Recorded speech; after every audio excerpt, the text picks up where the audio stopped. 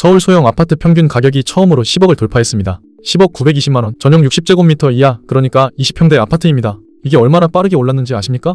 6개월 전만 해도 9억 700만원이었습니다. 6개월 만에 11%가 뛴 겁니다. 같은 기간 중형 아파트, 그러니까 30평대 이상은 4% 올랐습니다. 11% 대 4%? 좁은 집이 넓은 집보다 거의 3배 빠르게 오르고 있는 겁니다. 강남도 강북도 상관없습니다. 강남 소형이 6개월 새 11%, 강북 소형도 11% 똑같이 뛰었습니다. 특히 이번 달에는 강북 소형이 한 달 만에 1.43%가 올라서 강남 소형 상승률 1.28%를 넘어섰습니다. 20평대 아파트가 10억이라는 건 여러분 월급으로 갚아야 할 돈이 10억이라는 뜻입니다. 이게 거품일까요? 아니면 진짜 구조적으로 이 가격이 맞는 걸까요? 오늘 영상 끝까지 보시면 이 질문에 대한 답 그리고 하반기 집값의 향방을 결정지을 핵심 변수 하나를 정확히 잡으실 수 있습니다. 그럼 시작하겠습니다. 끝까지 집중해주세요.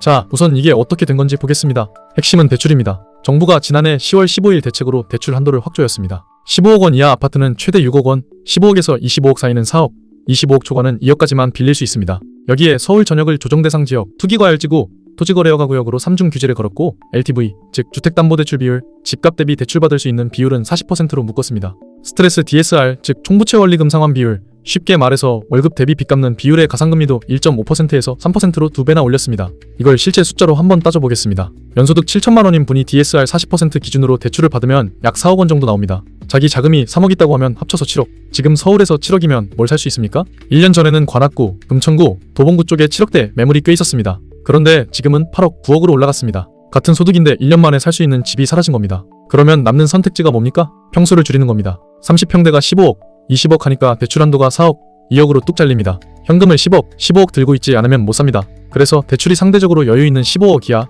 특히 10억 안팎의 소형으로 수요가 집중된 겁니다. 이건 분양시장에서도 똑같이 나타납니다. 리얼하우스 분석에 따르면 올해 서울 민간 아파트 분양에서 전용 60제곱미터 미만 소형 비중이 54.2%입니다. 분양되는 두 채 중 한 채가 소형인 겁니다. 청약 경쟁률도 보겠습니다. 올해 1분기 서울 아파트 청약에서 전용 85제곱미터 이하 경쟁률이 36.8대 1이었는데 85제곱미터 초과는 6.9대 1에 머물렀습니다. 5배 넘게 차이가 납니다. 서초구 반포동 OTL 반포는 전용 59제곱미터 B타입이 1180대 1을 찍었습니다. 같은 단지 84제곱미터는 그 절반도 안 됐습니다. 이전 영상에서도 말씀드렸지만 지금 서울 아파트 시장은 식당의 자리가 100개인데 손님이 200명인 상황입니다. 그런데 고급 코스 요리는 너무 비싸서 못 시키니까 단품 메뉴로 손님이 전부 몰리고 있는 거죠. 그래서 단품 가격이 폭등하고 있는 겁니다. 실거래 데이터로도 확인됩니다. 국토교통부 실거래가 공개 시스템에 따르면 올해 서울 아파트 매매 중 전용 60제곱미터 미만 거래가 전체의 43.9%를 차지했습니다. 전세, 월세까지 포함하면 소형 비중이 53.5%입니다. 그런데 여기에 대출만의 문제가 아닙니다. 전세가 겹쳤습니다. 지금 서울 아파트 전세 매물이 1만 5천 건입니다. 1년 전 2만 8천 건에서 45%가 사라졌습니다. 아실 기준으로 전세와 월세를 합친 전체 임대차 매물이 처음으로 3만 건 아래로 내려갔습니다. 한국부동산원이 발표한 4월 셋째 주 서울 아파트 전세 수급 지수는 108.4입니다. 2021년 6월 이후 약 5년 만에 가장 높은 수치입니다. 이 지수가 100을 넘으면 전세를 구하려는 사람이 내놓는 사람보다 많다는 뜻이거든요. 108이면 구하는 사람이 압도적으로 많은 겁니다. KB부동산 기준 3월 서울 전세 수급 지수는 172.41이었습니다. 150을 넘으면 전세난, 180을 넘으면 전세대란 수준으로 평가하는데 이미 전세난 구간에 진입한 겁니다. 왜 이렇게까지 됐냐? 원인이 세 가지입니다. 하나, 토지거래허가 구역 지정으로 갭 투자가 막혔습니다. 전세를 끼고 집을 사는 게 불가능해졌으니 전세 공급의 한 축이 사라진 겁니다. 둘, 다주택자 양도소득세 중과 유예가 종료됐습니다. 다주택자들이 임대를 유지하는 대신 매도를 선택하면서 전세 매물이 빠져나갔습니다. 셋, 입주 물량 자체가 줄고 있습니다. 부동산 알릴 1사에 따르면 서울 아파트 입주 물량이 2025년 4만 2천 가구에서 올해 1만 7천 가구로 60% 급감했습니다. 내년에는 1만 가구, 2028년에는 8천 가구로 더 줄어듭니다.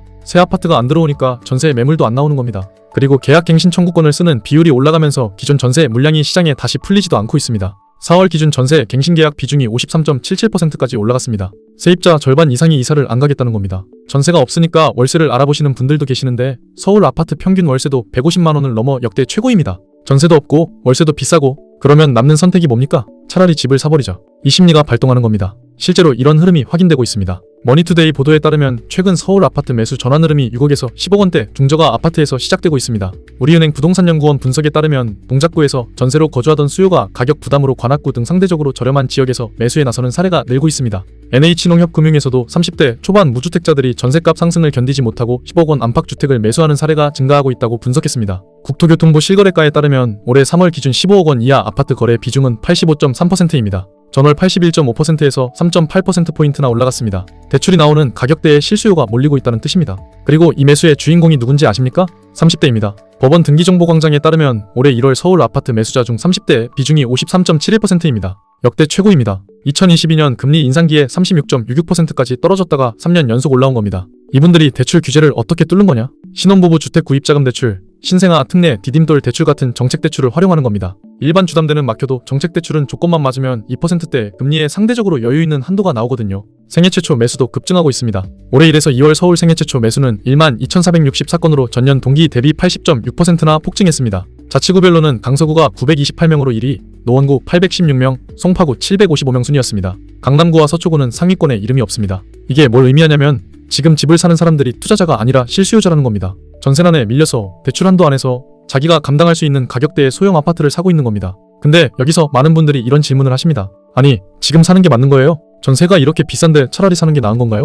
이건 두 가지로 나눠서 봐야 합니다. 전세와 매수의 비용을 실제로 비교해 보겠습니다. 서울 소형 아파트 평균 전세가가 지금 6억을 넘었습니다. 한국부동산원 기준 3월 서울 아파트 평균 전세 가격이 6억 149만원으로 2022년 10월 이후 3년 5개월 만에 6억대를 다시 넘었습니다. 전세 6억에 전세대출 70%를 받으면 4억 2천만원, 금리 4% 기준 이자가 월 140만원입니다. 여기에 내 돈 1억 8천이 묶이는 거죠. 그런데 같은 집을 매매로 산다고 해보겠습니다. 10억짜리 소형, 디딤돌 대출 3억 5천 활용, 금리 2.5%, 30년 상환이면 월 상환액이 약 138만원입니다. 전세대출 이자 140만원이랑 거의 비슷합니다. 차이가 뭡니까? 전세는 2년 뒤에 보증금을 돌려받을 수 있을지도 모르는 불안감을 안고 살아야 합니다. 매매는 그 돈이 내 자산이 됩니다. 월 부담은 비슷한데 자산 축적은 매매 쪽에서 일어나는 겁니다. 물론 자기 자금이 6억 이상 있어야 하니까 아무나 할 수 있는 선택은 아닙니다.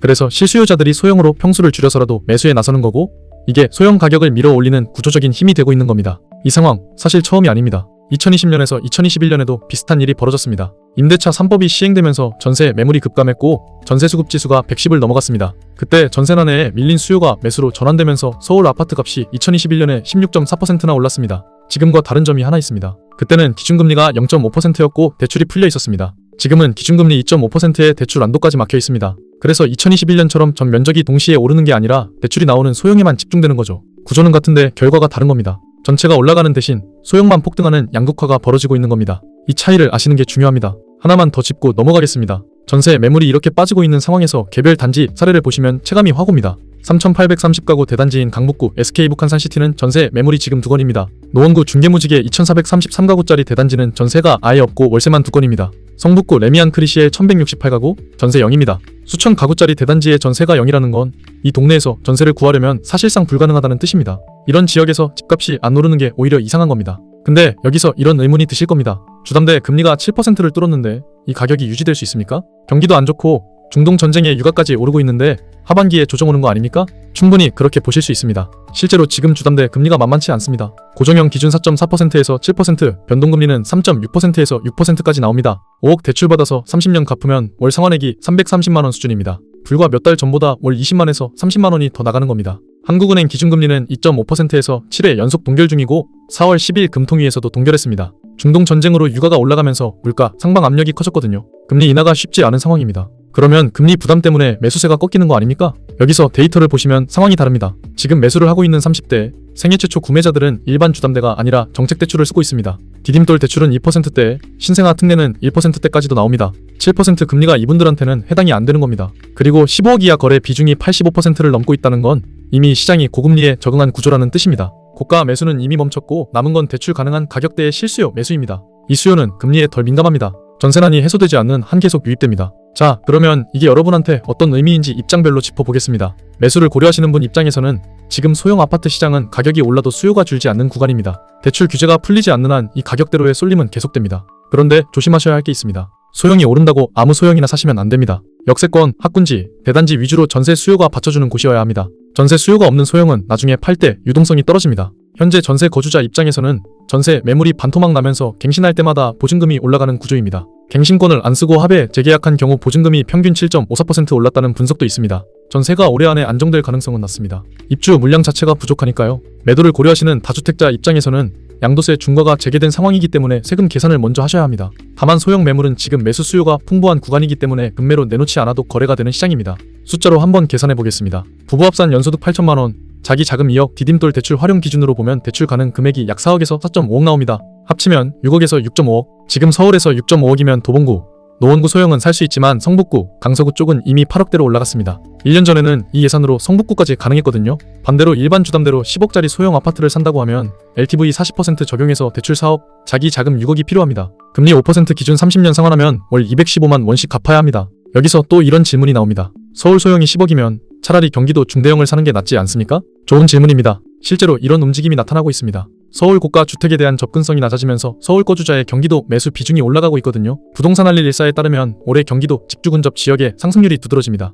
성남 4.41%, 용인 수지 3.48%, 광명 1.25%, 서울 핵심 업무지구로 출퇴근이 편한 곳 위주로 수요가 이동하는 겁니다. 그런데 이건 양면이 있습니다. 경기도 중대형은 가격 부담이 서울보다 낮지만 전세 수요가 서울만큼 탄탄하지 않습니다. 나중에 갈아타기를 할 때 매도가 어려울 수 있습니다. 그리고 서울 소형은 올해만 11% 올랐지만 경기도 외곽은 오히려 빠지는 곳도 있거든요. 평택은 마이너스 0.21%, 이천은 마이너스 0.17%입니다. 결국 서울이냐 경기도냐가 아니라 전세 수요가 받쳐주는 곳이냐 아니냐가 핵심인 겁니다. 서울이든 경기도든 전세 매물이 부족한 곳, 입주 물량이 없는 곳, 직주 근접인 곳, 이 세 가지가 겹치는 곳이 오르는 거고 그렇지 않은 곳은 안 오르거나 빠집니다. 물론 여기서 끝이 아닙니다. 조심하셔야 되는 부분이 있습니다. 리스크 첫 번째, 금리 장기화입니다. 지금 한국은행이 금리를 못 내리는 건 중동 전쟁 때문에 유가가 올라가고 원달러 환율이 1489원까지 올라갔기 때문입니다. 기준금리 2.5%에서 연내 인하 가능성은 점점 낮아지고 있습니다. 만약 금리가 7% 이상에서 6개월 이상 유지된다면 정책대출을 쓰지 못하는 일반 매수자의 부담이 한계에 도달할 수 있습니다. 리스크 두 번째, 경기 둔화입니다. 한국은행은 4월 경제상황평가에서 중동전쟁에 따른 공급 충격으로 성장세가 당초 예상보다 둔화될 전망이라고 밝혔습니다. 경기가 나빠지면 고용이 흔들리고 고용이 흔들리면 대출 상환 능력이 떨어집니다. 소형이라도 무리한 레버리지는 위험합니다. 리스크 세 번째, 소형 아파트의 구조적 한계입니다. 10억짜리 20평대를 사면 나중에 가족이 늘었을 때 갈아타기가 어려워집니다.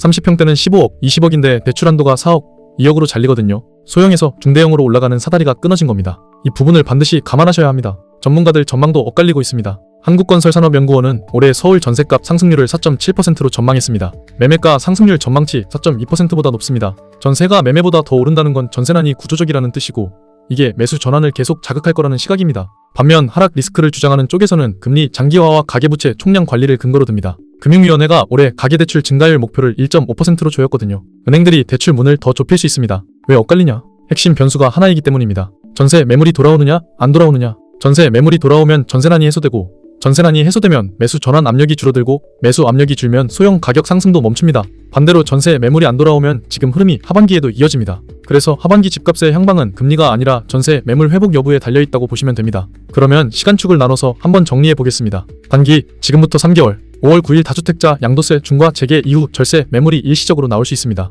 이 물량이 소화되면서 거래가 잠깐 늘어날 수 있지만 매수 수요가 소형에 몰리는 구조 자체는 바뀌지 않습니다. 중기, 3개월에서 1년, 하반기에 접어들면 봄 이사철 수요가 빠지면서 거래량이 줄어드는 계절적 효과가 있습니다. 다만 입주 물량이 하반기에도 부족하기 때문에 전세난은 구조적으로 지속됩니다. 한국건설산업연구원이 올해 서울 전셋값 상승률을 4.7%로 전망한 건 이 구조를 반영한 겁니다. 매매가 상승률 전망 4.2%보다 전세가 더 오른다는 건 전세가 매매를 끌어올리는 힘이 계속된다는 뜻입니다. 장기, 1년 이상, 여기서부터는 진짜 심각해집니다. 서울 아파트 입주 물량이 2027년 1만 가구, 2028년 8천 가구로 급감합니다. 직전 3년 평균 8만 7천 가구 대비 58.7%가 줄어드는 겁니다. 3기 신도시가 이걸 해결해 줄 거라고 기대하시는 분도 계신데 3기 신도시는 서울이 아닙니다. 서울 공급은 서울 안에서 정비사업으로 풀려야 하는데 인허가 감소와 공사비 급등으로 착공 자체가 밀리고 있는 상황입니다. 이 세 가지 시간축을 구분하시는 게 중요합니다. 단기적으로 매물이 잠깐 나와도 중장기 공급 부족이라는 큰 틀은 바뀌지 않습니다. 자, 정리하겠습니다. 서울 소형 아파트 10억 돌파는 거품이 아닙니다. 대출 규제가 고가 매수를 막으면서